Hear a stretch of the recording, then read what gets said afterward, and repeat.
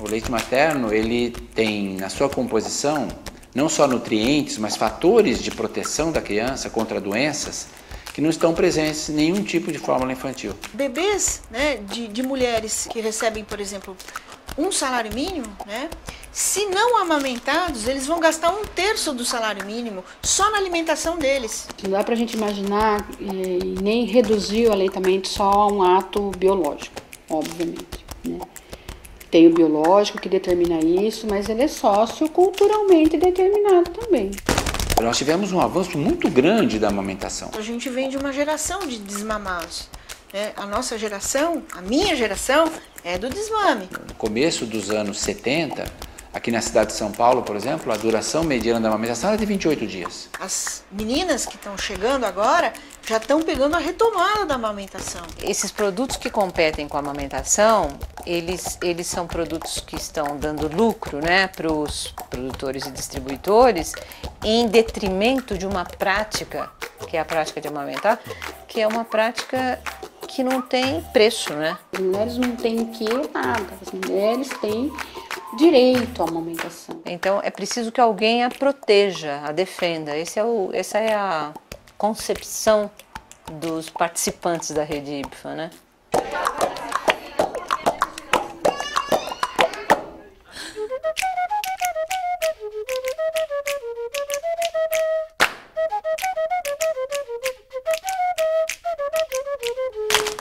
Quando a Paula nasceu, eu achava que simplesmente você poderia colocar o bebê no peito, que ele ia mamar e ia dar tudo certo, né? E com a Paula foi um pouco diferente. O meu peito rachou, ela chorava e eu fui a 7 pediatras que me diziam que eu não tinha leite. Eu tenho 3 filhos e 3 histórias muito distintas de amamentação. Minha filha do meio, eu desmamei com 5 meses. A minha filha mamou, tem 3 anos e meio, mama até hoje. E passando algum tempo, eu encontrei outras mães que também tiveram histórias muito marcantes de amamentação e a gente resolveu fundar a Matriz, né, que é esse grupo de amamentação que tem a ideia de ajudar a mãe a amamentar um dia a mais. E uma vez por mês a gente faz uma reunião temática, que a gente escolhe um tema para conversar com as mães de sábado, para aquelas mães que não podem ir durante a semana. E aí a gente chamou um membro da IPFA, a Janine, para conversar com a gente. O principal trabalho da IPFA é fazer a defesa legal da amamentação.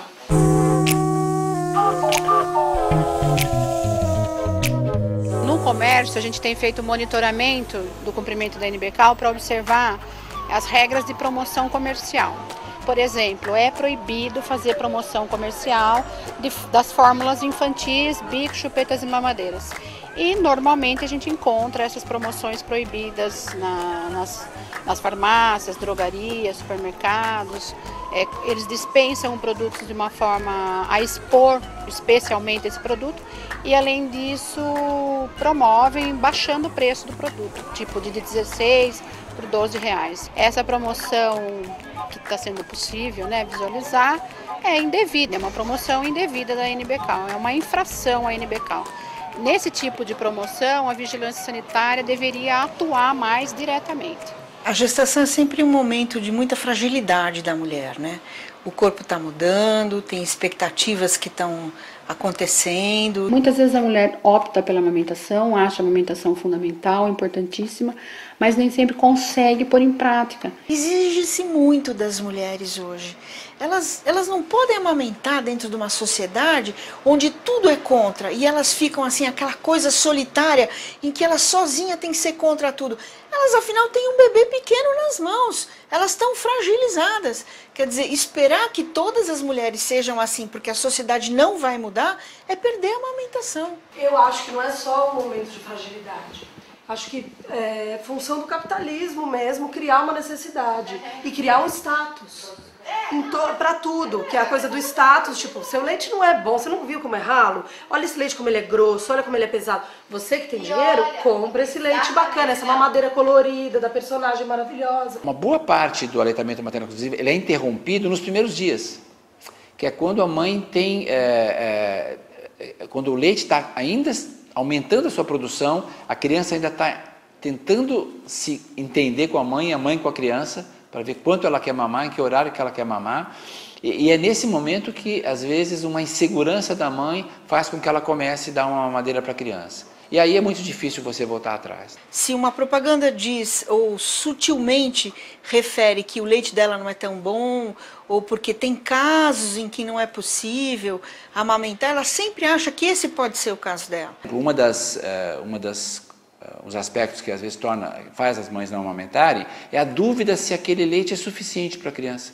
Se a criança está bem alimentada, ela está chorando ainda, mas talvez ela esteja com fome. Bebês que choram muito, né, normalmente tem um problema de conseguir tirar o leite e não de produção de leite. Quando você tem uma mamadeira e uma fórmula infantil, isso desaparece, porque a mãe oferece tanto alimento quanto ela achar que a criança precisa. Doutor, meu primeiro filho tinha 21 anos. Ah, Roberto tá chorando muito. Ah, se tá chorando muito, o leite tá fraco. Liga pro pediatra e já pede para ele complementar. Não, ele pega bem essa parte do que é o difícil pra mãe, que toca de mãe no alimento do meu filho, ele joga ali. E dá o que é mais fácil pra você, uma mamadeira. Não, todo mundo dá uma mamadeira. E isso é muito cruel, é por isso que eu acho que precisa assim, de leis e muito severas nesse caso. Porque senão não adianta. Não, exatamente. Peito rachado, com o filho chorando, ela sem dormir. Ela entra na farmácia e ela dá de cara com aquele triângulo. Não, R$11. Né? Ela vai falar o quê? Poxa, a filha do vizinho tomou banana e dormiu a noite inteira. Existem algumas facilidades aparentes no substituto do leite materno que tornam ele muito atraente. Se as mães não tiverem toda a informação necessária para verificar que aquilo não é uma boa troca. Você compara o leite materno com outros alimentos e descobre que o leite materno ganha de 10-0. Desde quando eu tive meu primeiro filho, né? Ele nunca pegou chupeta nem mamadeira, sempre pegou peito. Eu estudava, ele ficava chorando até eu chegar pra mamar o peito. Só de tarde que ele fica mamando toda hora, se deixar ele fica o dia inteiro no peito.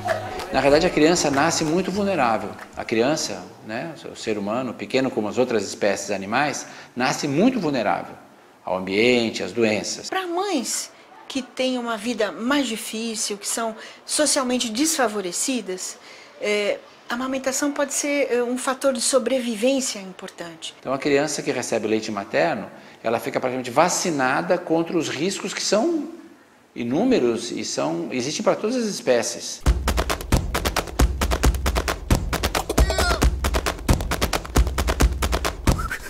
Não. Porque eu tinha anemia profunda e o médico aconselhou não dar. Ela teve que tomar sem lactose. Ela teve diarreia aguda. E aí eu fui ver o preço. Depende muito. No mercado eu achei por 84, na farmácia achei por 60 e pouco. E quanto dura? 3 dias. Para mulheres que têm uma associação social mais favorecidas, então tem mais dinheiro, elas têm mais oportunidades, né? Inclusive são mais instruídas, a amamentação talvez não mexa com a sobrevivência dos seus bebês, mas com certeza vai mexer na qualidade de vida deles. Então, inicialmente nós achávamos, a ciência achava que o leite materno protegia as crianças pobres contra diarreias, pneumonias, etc., né? Aí nós aprendemos que, na verdade, essa proteção era muito maior e existia também para outras doenças, né? Doenças, como eu disse, otites, asma, alergias e tal. Mais recentemente, se descobriu que a proteção do leite materno vai até idades posteriores. E ele parece ser um componente importante da história de vida de uma pessoa que vai definir o seu risco de ter doenças como diabetes, obesidade, doenças cardiovasculares, ou seja, doenças que vão acontecer na idade adulta.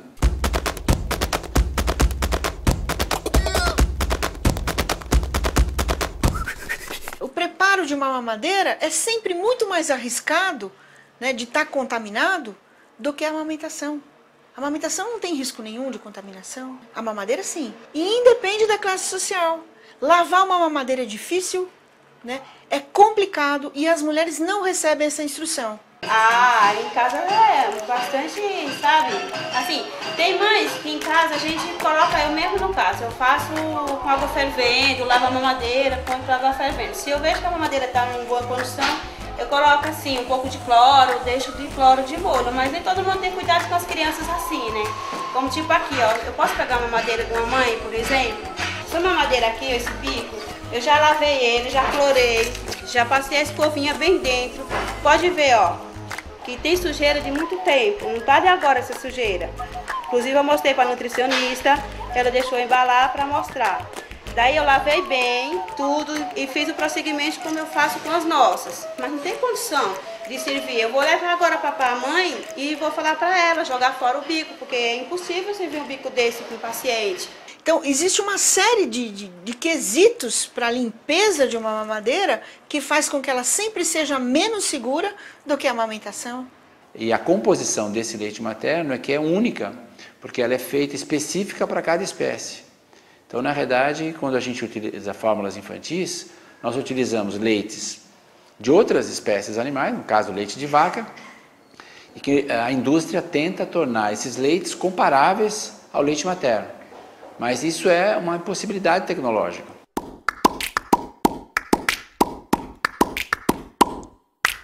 Olha, a indústria ela não perde tempo, porque tempo é dinheiro, né? A indústria sempre visa o lucro. A alimentação não pode ser tratada como uma mercadoria, né? Quer dizer, assim, ela satisfaz necessidades, mas são necessidades que precisam respeitar alguns preceitos que são os preceitos da saúde. Qualquer dessas regulamentações que determinam algum tipo de prejuízo para um setor comercial importante, como o das indústrias de alimentos, ele sofre resistências enormes. Você tem todo um mercado, né, que quer vender alimentos e quer vender mais. Ainda tem uma resistência muito grande de ela querer entender que ela tem limite, que ela tem que ter limite, que para os assuntos que põe, pode expor em risco a saúde da população, a Constituição garante o limite. Porque não faria sentido o governo, o Estado, gastar recursos públicos para fazer promoção da amamentação e permitir que os competidores da amamentação, que são as indústrias que produzem as fórmulas infantis, façam propaganda da mesma forma. Eles são muito estruturados, organizados do ponto de vista de marketing e juridicamente para estar sempre pensando numa forma de enfraquecer a legislação. Né? E essas empresas que produzem alimentos, tanto quanto as que produzem as fórmulas infantis, e algumas são as mesmas, né, na realidade, elas têm muita força econômica e política. E a única forma de você se contrapor a essa pressão econômica e política é com a sociedade civil organizada. Não existe outra forma.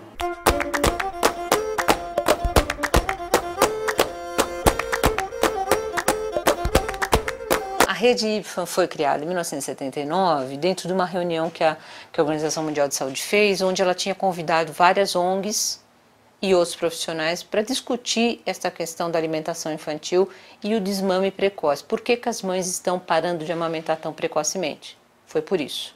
E nessa reunião, uma das conclusões foi que uma das razões da interrupção precoce da amamentação é por causa do marketing indevido, esse marketing não ético, que tenta mostrar que o leite da mulher é mais fraco, que tenta mostrar que a mulher que trabalha fora precisa de uma mamadeira.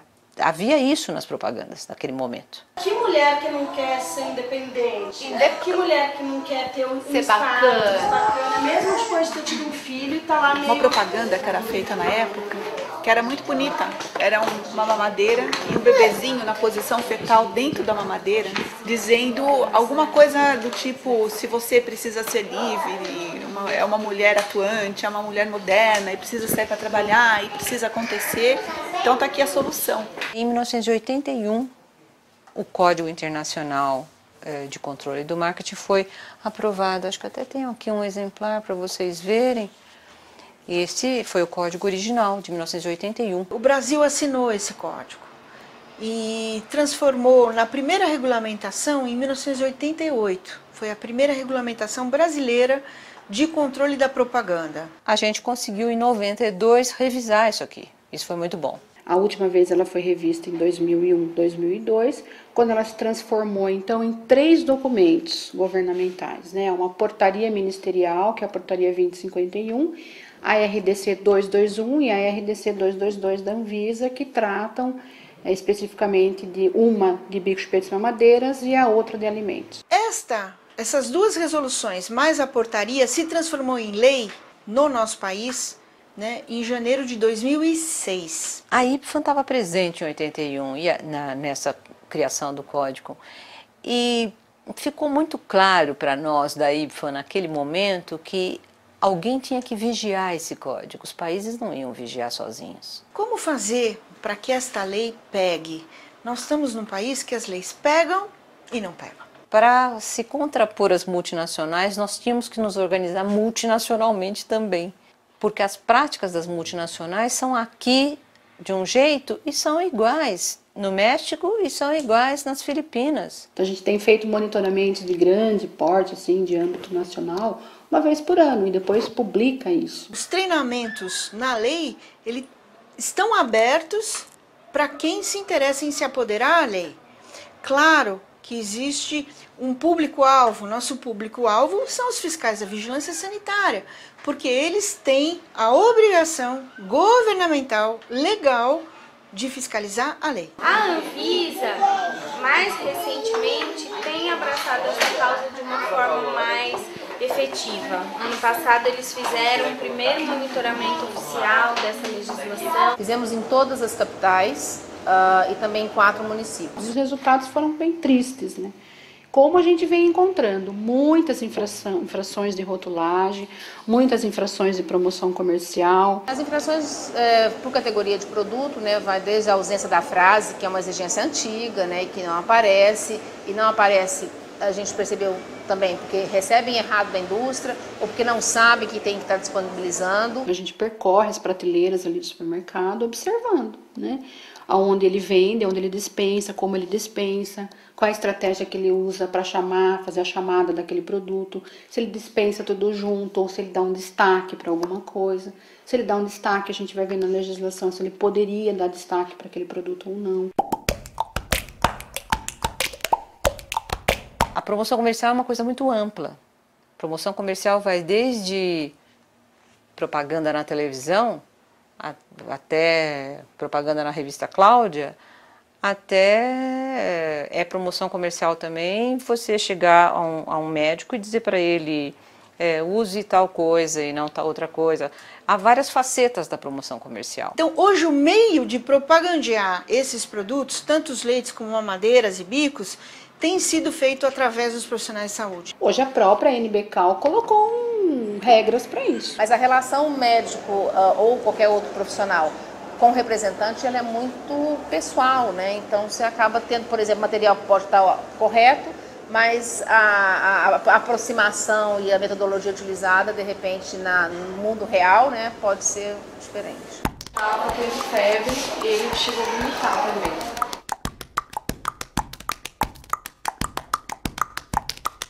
O monitoramento da capacidade, da atividade profissional, a gente tem articulado com os conselhos de categoria, porque é muito difícil você entrar no consultório e você, inclusive, participar dessa relação. São raros os eventos pediátricos que não tenham um patrocínio direto das empresas. Eles são submetidos a uma gama de presentes, eles são submetidos a uma gama de facilidades. Não há inscrição de um congresso que uma indústria de leite não faça por ele. Eu ganhei de um cruzeiro de navio, um congresso de cruzeiro de navio, um congresso da Nestlé. Eu fiz eu estava lá, gente. A frase, a amamentação é importante, é o melhor alimento, sempre esteve na universidade. Mas o como fazê-lo sem dor, né? Como fazê-lo de uma forma branda, suave, gostosa, prazerosa, a faculdade não ensina. Meu peito ficou desse tamanho e ele chorava e não conseguia abocanhar. O que está acontecendo que eu não consigo? Eu sou médica, sou pediatra, sei tudo, eu não consigo amamentar meu filho. Ele não é um ser absolutamente científico que não enxerga a propaganda chega a ele, a propaganda ultrapassa ele. Você dá uma receita para a mãe, dizer, leite X, 3 em 3 horas, 200 ml, por 2 medidas, né, tal, né? É rapidinho. E esta percepção de que ao fazer isso, ele é manipulado pela indústria, porque ela sim bombardeia a sua cabeça com seus produtos, e não é a amamentação que é bombardeada na cabeça desses profissionais. Então existe uma competição de propaganda na cabeça desses profissionais. Neste jogo de propaganda, há um jogo de interesses aí, que se o profissional de saúde não tiver clareza desta história, ele se deixa levar, se deixa manipular.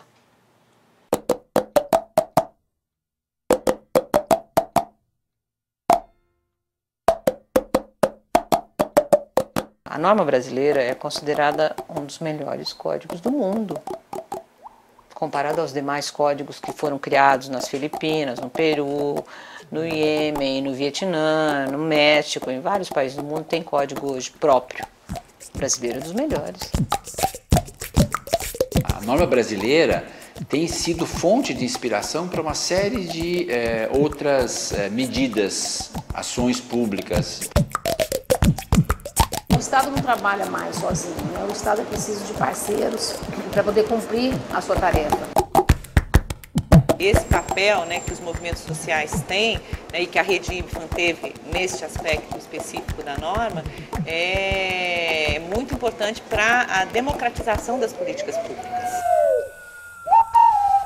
Portanto, é preciso que todo mundo saiba que existem leis de proteção, que todo mundo saiba que o cidadão tem direito à sua proteção, inclusive na amamentação. Você precisa de uma sociedade a favor da amamentação. É uma mulher que não tenha problemas em sentar numa praça pública e amamentar seu filho. Nosso trabalho é muito específico e às vezes as pessoas falam assim, o que vocês fazem lá? Vocês não ensinam a mãe a dar de mamar? Se precisar, ensina a mãe a dar de mamar. Claro, nós temos essa competência técnica. Mas aqui é um lugar que a gente vai estar defendendo as mães por outro lado, defendendo a mãe dessa pressão comercial.